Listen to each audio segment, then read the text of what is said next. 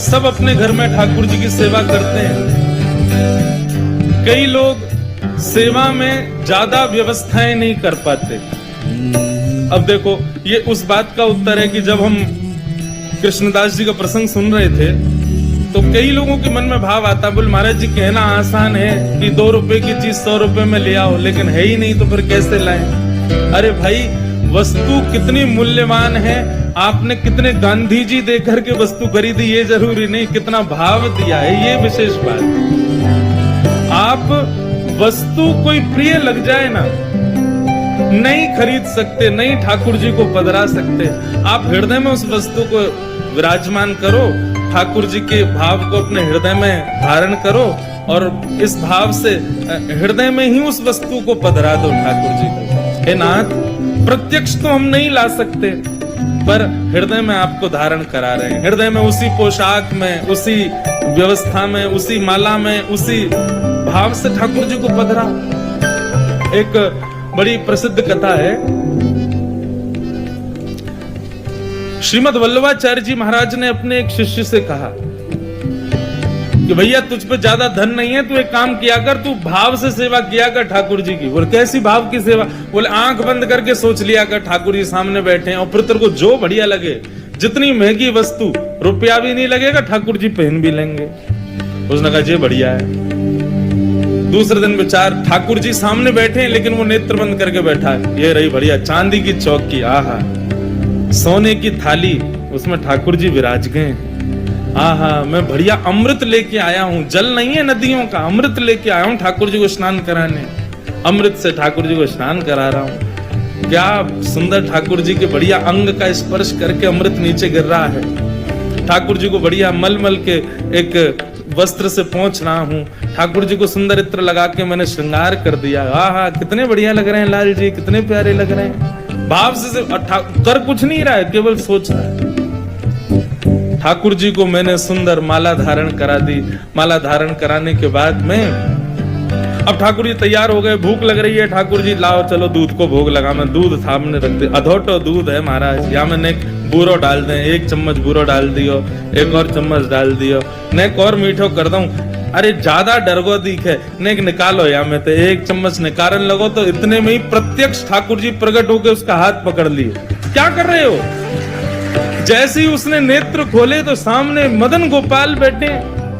गोपाल जी जय हो, प्रणाम, आप मेरी भक्ति से प्रसन्न? बोल भक्ति से प्रसन्न नहीं हुए तो ये बता, तेरी सांची को बुरा लग रहा हो जो तू निकाल रहा है? तो भाव से बुरा डाला, उसमें भी 4 चम्मच डाल दे, कौन सा तेरा जेब से लग रहा है? लेकिन उसका हृदय का भाव इतना प्रिय था, वो ऐसे भावावेश में सेवा कर रहा था कि उसको वास्तविक लगा और वास्तविक में ठाकुर जी प्रकट ही हो गए। इसलिए भैया, प्रत्यक्ष सेवा में जितना है सके करो, तन की सेवा में जितना है सके करो, बाकी की सेवा मन में ही कर ले करो। कैसे? बना करके हृदय में हम प्रेम मंदिर, बना करके हृदय में हम प्रेम मंदिर, ओ वहीं उनको झूला झूलाया करेंगे, वहीं उनको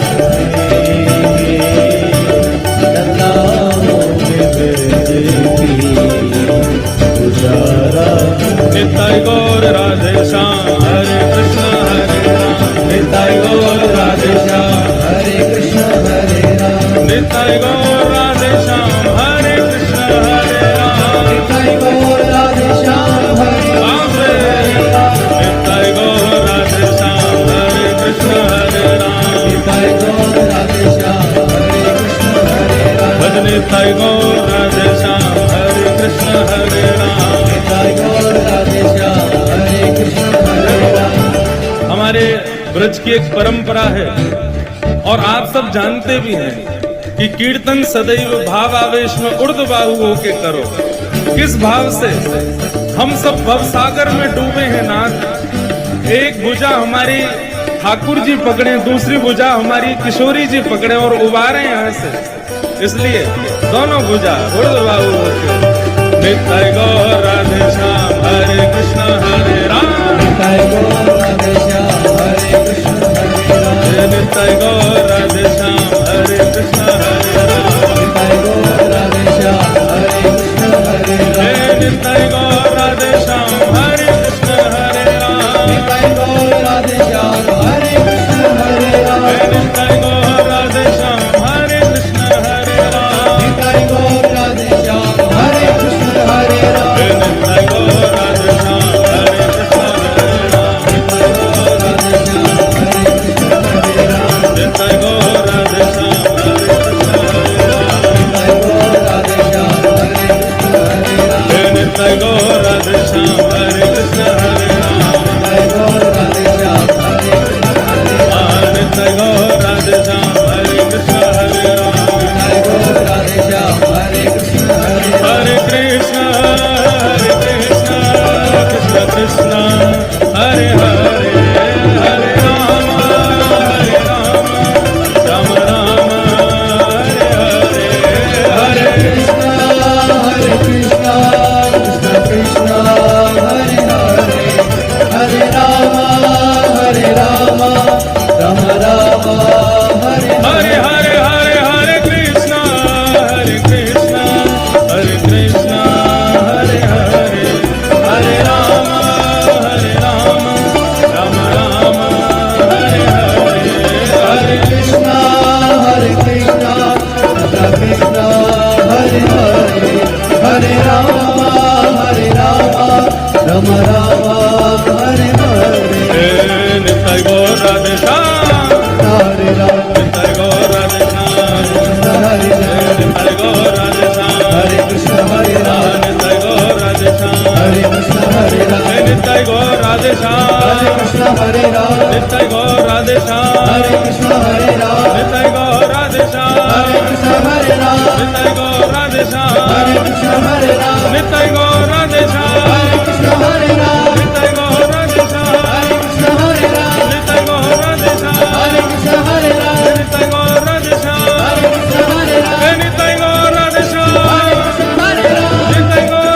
श्याम हरे कृष्ण हरे राम निताय गौर राधे श्याम हरे कृष्ण हरे राम निताय गौर राधे श्याम हरे कृष्ण हरे राम निताय गौर राधे श्याम हरे कृष्ण हरे राम निताय गौर राधे श्याम हरे कृष्ण हरे राम हरे कृष्ण हरे राम हरे कृष्ण हरे राम हरे कृष्ण हरे राम हरे कृष्ण हरे राम हरे कृष्ण हरे राम हरे कृष्ण हरे राम श्री राधे।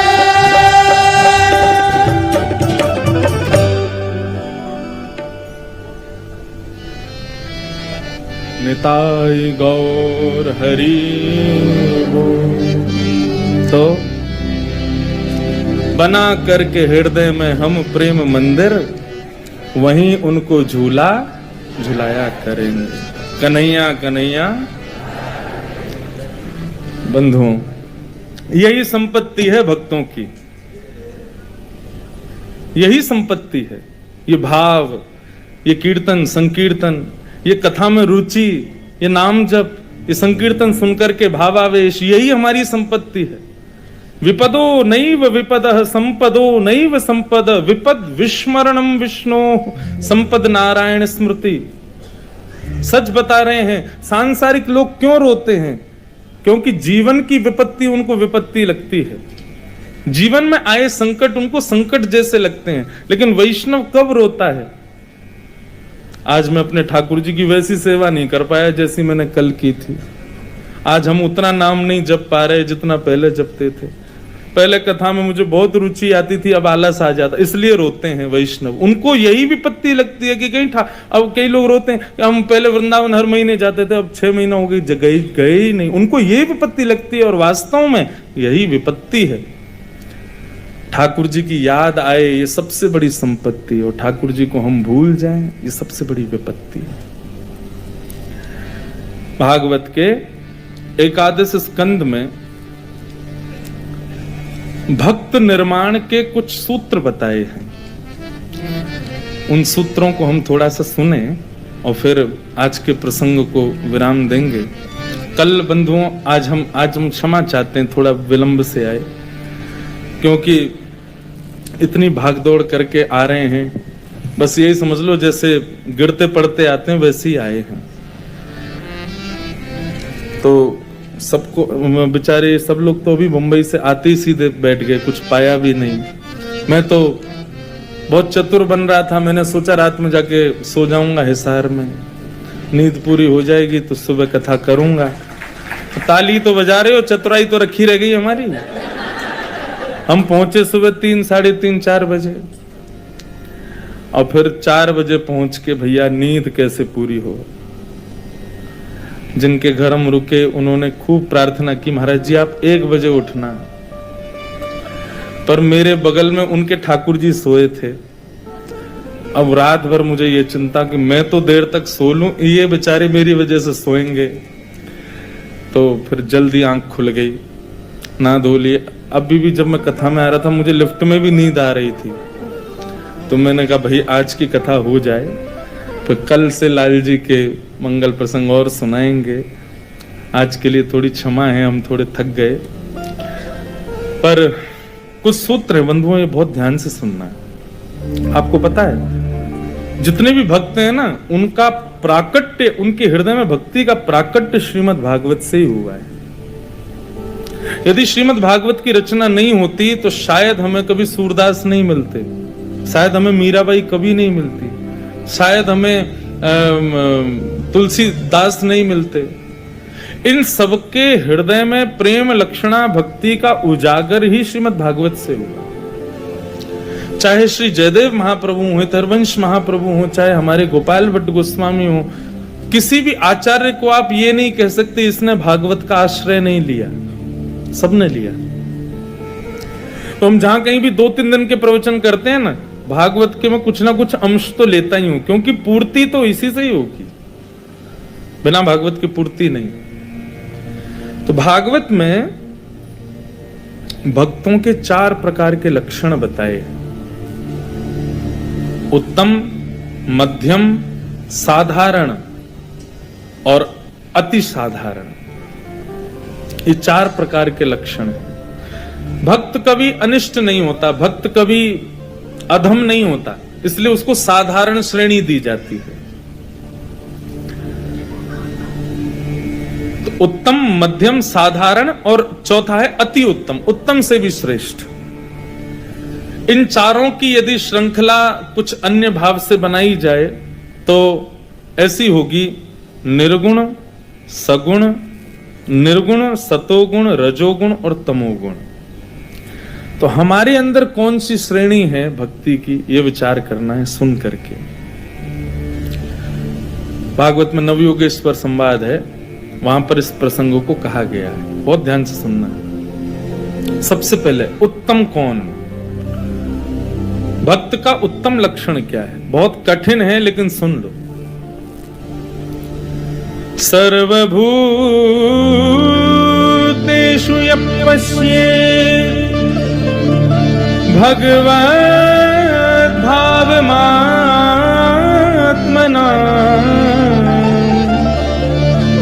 भूतानि भगवत्यात्मन् एष भागवतोत्तमः। उत्तम भागवत कौन, उत्तम भक्त कौन? कल मुंबई में जब विश्राम कथा का हो रहा था, वहां भी मैं इसी प्रसंग को सुना के आया। उत्तम भागवत कौन? सर्वभूतेषु यह पश्येत भगवत भावमात्मनः, जो सबको देखे तो सब में मेरा दर्शन करे। किसी को भी मिले तो उसमें मेरा ही भाव रखे कि इसमें ठाकुर जी विद्यमान होंगे, और जब मेरा दर्शन करे तब सारी सुध खो बैठे कि मेरे साथ कौन है, सब यही हैं। उत्तम भागवत का लक्षण क्या है? जो सब में मुझको देखे और जब मेरा दर्शन करे तो सबको मुझ में देखे। मतलब जब तक आप राधा रमण जी के सन्मुख नहीं हो तब तक जिससे भी मिलो, जैसे मैंने मीराबाई का एक गुण बताया ना, वो किसी को भी देखती हूँ उसमें गुण देख के बोलती तुम पे कितनी कृपा ठाकुर जी की, बताओ तुम्हारे केश घुंघराले हैं, ठाकुर जी जैसे केश हैं, तुम्हारा वर्ण श्याम, ठाकुर जी जैसा वर्ण है। कोई टेढ़ी मेढ़ी लचक के चाल चलता, वो बात तुम्हारी चाल कितनी अटपटी है, दुनिया हंस रही है लेकिन मुझे लग रहा है श्याम सुंदर जैसी चाल है। सब में गुण देखते हैं। ठीक वैसे ही उत्तम भागवत कौन? जो सब में गुण देख करके भगवत भाव रखे। बंधु, हमारा एक स्वभाव होता है, हम दुर्गुण बहुत जल्दी देखते हैं सामने वाले में, कोई भी मिल जाए उसमें दुर्गुण ही देखते हैं। ये दुर्गुण देखने की जो हमारी प्रवृत्ति है ना, ये होनी तो चाहिए, लेकिन अपने अंदर होनी चाहिए, दूसरों में नहीं देखो, खुद में देखो। रोज दर्पण देखते हैं ना, नहा धो करके शीशा देखते हैं, और जितना चेहरा हमारा जहां जहां से खराब होता है उतना उसको सुधारते हैं। बाल यदि सिर पे आ रहे हैं काटते हैं, आंखें यदि काली काली हो गई तो क्रीम पाउडर लगा के उसको ठीक करते हैं। जो जहां हमको अभाव अपने मुख पे दिखता है उसको सुंदर बना के तब हम बाहर आते हैं। ठीक वैसे ही बंधुओं, सत्संग चर्चा आदि ये सब भी आईना है। यहां पर स्वयं के अवगुणों को खोजो और उनको सुधारने का प्रयास करो। तो भागवत भक्त का उत्तम लक्षण क्या? सब में मेरा दर्शन करे, सब में मुझको देखे। रसखान, उनका एक स्वभाव था, सुंदरता जहां देखी नहीं कि रसखान मोहित हो गए। ऐसा ही एक स्वभाव एक भक्त और थे, शायद आपने नाम सुना हो उनका, विल्वमंगल। क्या नाम था? विल्वमंगल। इनका भी यही स्वरूप था। ये भी जहां भी सुंदरता देखते थे, चाहे पुरुष में हो, चाहे स्त्री में हो, चाहे बालक में हो, कि कोई भी सुंदर रूप वाला दिख जाए तो बस उसको देख के निहाल हो जाते थे। यही गुण रसखान का। एक छोटे से हिंदू बालक के ऊपर मोहित हो गए, उसके रूप पर ही आसक्त हो गए। तब उनको एक गोवर्धन के आचार्य ने कहा कि भाई तुम इस बालक को इतना क्यों लाड करते हो, इसके पीछे इतने आसक्त क्यों रहते हो? बोले इसका रूप देखो, इसको खुदा ने कितने तराश करके बनाया, इसका रूप देखो, इसका लावण्य देखो, कितना मुझे नहीं लगता इससे सुंदर कोई बालक होगा। तो जो गोस्वामी जी थे उन्होंने अपने सेवित गोपाल जी का चित्र था, बोले इससे सुंदर एक बालक दिखाऊं? बोले दिखाओ। जैसे गोपाल जी दिखाए, बोले देखो ये बालक, हाथ में माखन लिए, घुटरुन चलत रेणु तन मंडित गो रोचन तिलक किए। ठाकुर जी का जब वो स्वरूप देखा रसखान ने, बोले ये बालक कहां है? बोले ये बालक नंद यशोदा को लाला है, वृंदावन में रहवे, टेढ़ी सी चाल चले, आनंद करतो भयो रे, और वहीं रहवे। सांवरो सो है लेकिन जाकू एक बार देख ले, वाकू अपनो ही कर ले।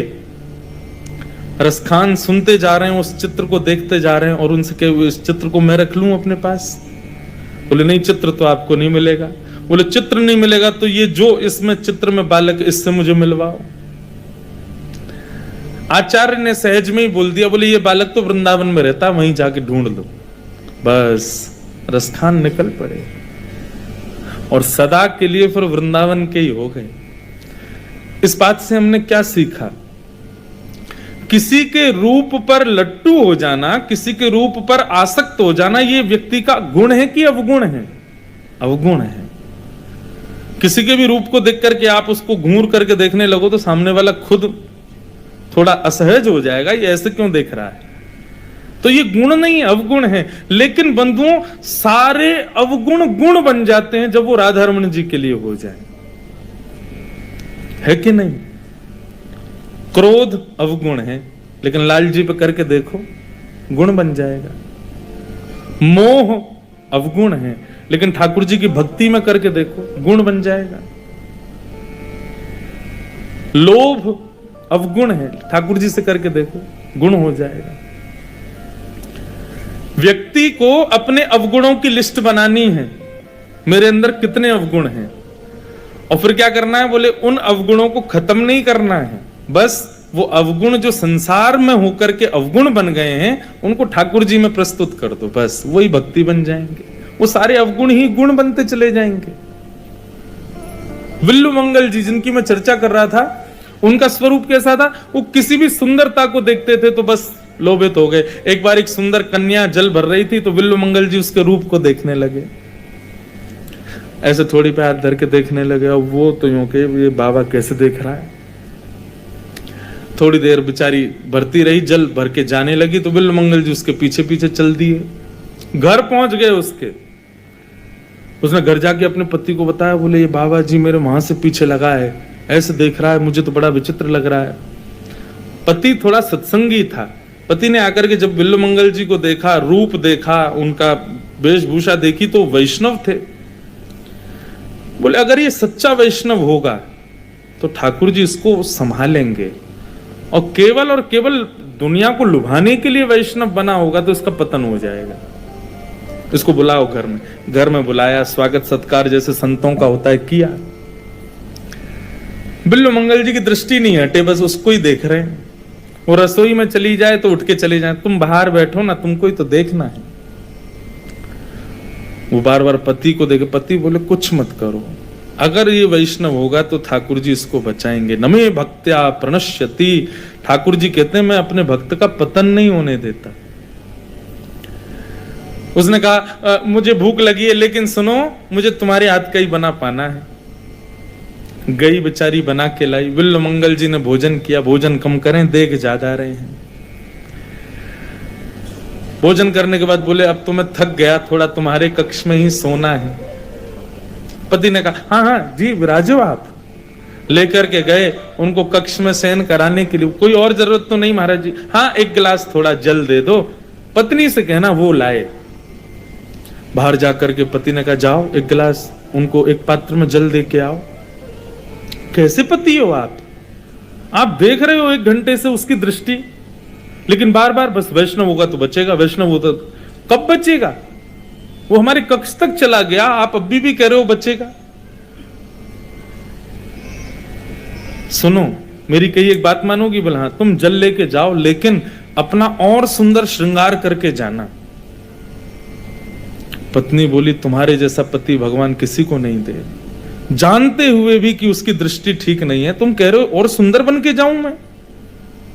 अरे मानो ना मेरी बात, अगर वो वैष्णव होगा तो बचेगा।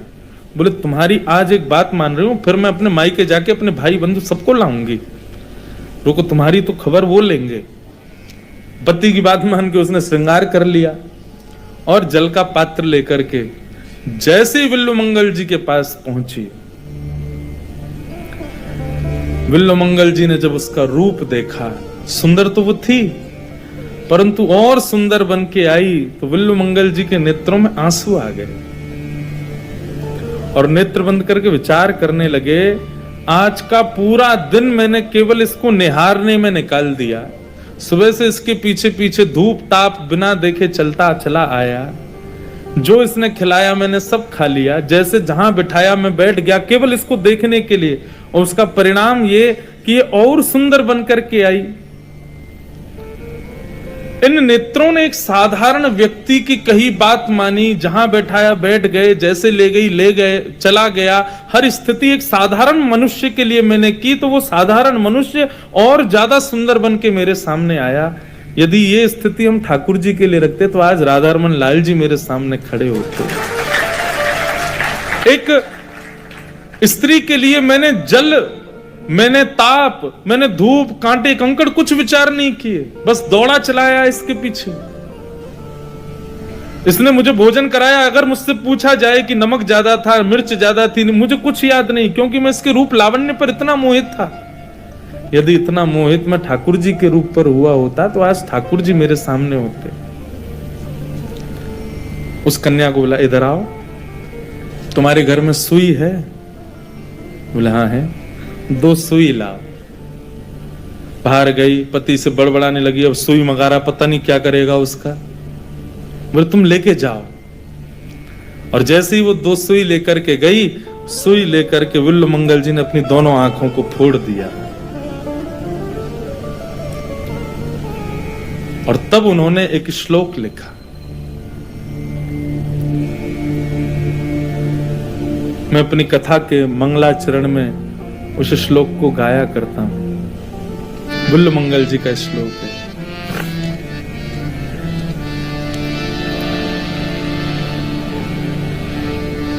कृष्ण त्वदीय पद पंकज पंजरान्ते अद्यैव मे विशतु मानस राजहंस प्राण प्रयाण समय कफवात पित्तये कंठावरोधन विधौ स्मरणं कुतस्ते।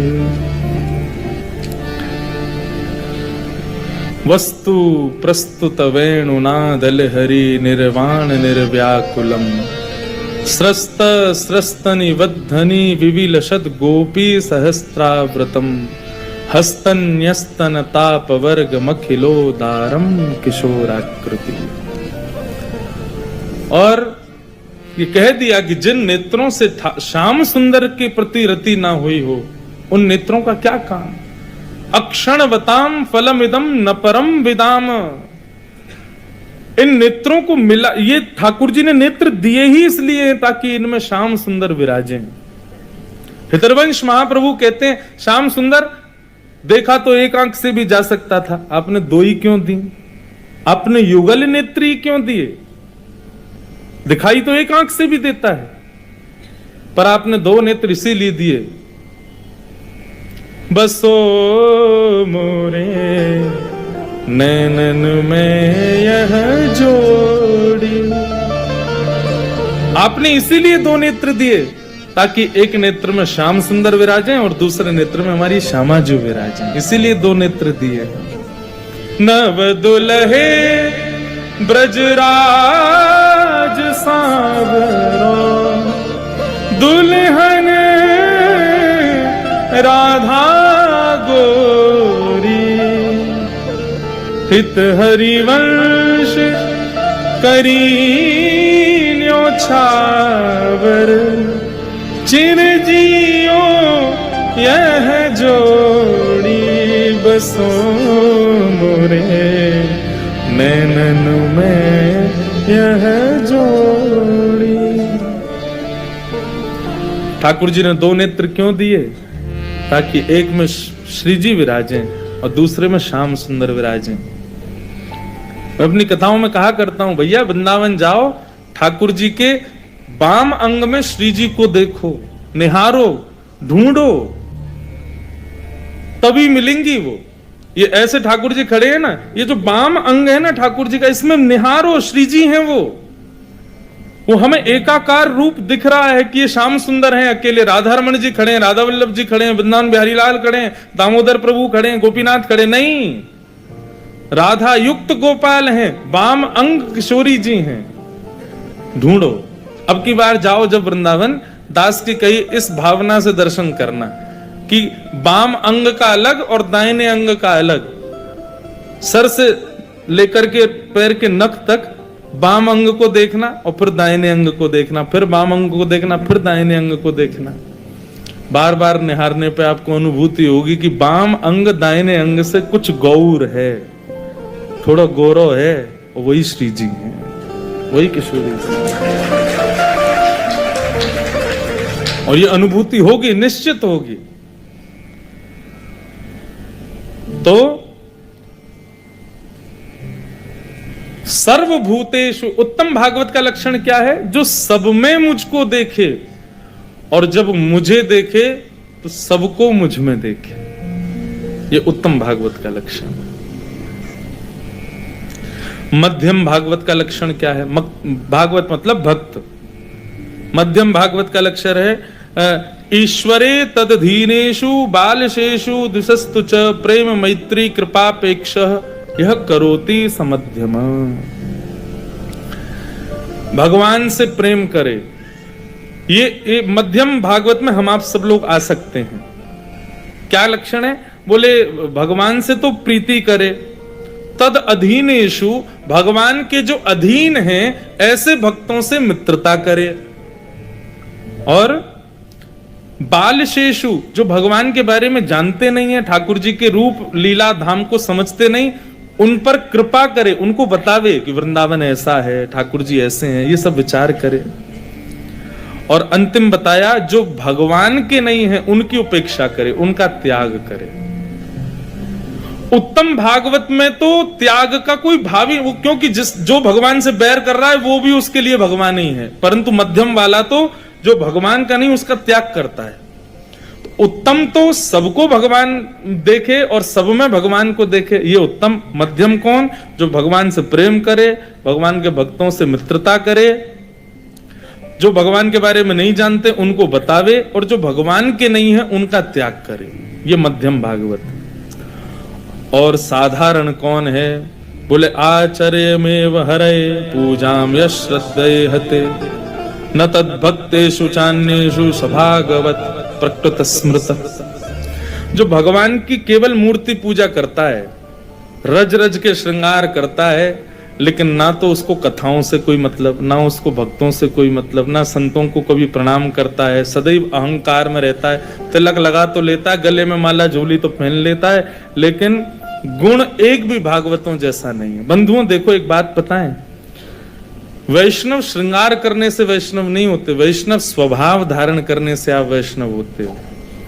कई लोगों को मैंने देखा है, तिलक तो खूब बढ़िया लगाएंगे, माला तो खूब गले में रखेंगे, पोशाक तो बिल्कुल ऐसी पहनेंगे जैसे बिल्कुल परम भक्त हैं, भागवत हैं, लेकिन उनका स्वभाव देखते ही पता चल जाता है केवल आडंबर है,